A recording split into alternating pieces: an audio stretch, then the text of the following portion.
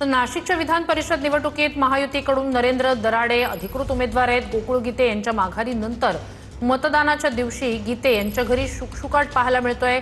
यावेळी गोकुळ गीते माध्यमांशी न बोलताच घरातून बाहेर पडले। मतदार आता कुणाला कौल देणार याकडे लक्ष आहे। नाशिक विधान परिषद निवडणुकीसाठी आज मतदानाची प्रक्रिया जी आहे ती पार पडत आहे। मात्र दुसरीकडे या निवडणुकीच्या रिंगणातनं माघार घेतलेले अपक्ष उमेदवार गोकुळ गीते यांच्या निवासस्थानी सध्या आपल्याला शुकशुकाट जो आहे तो बघायला मिळतोय।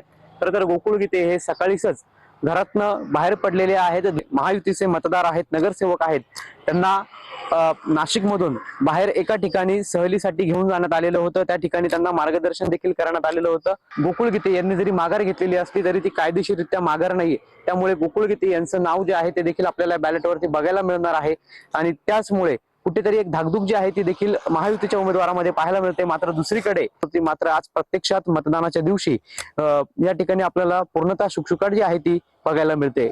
पवन येवले, TV9 मराठी, नाशिक।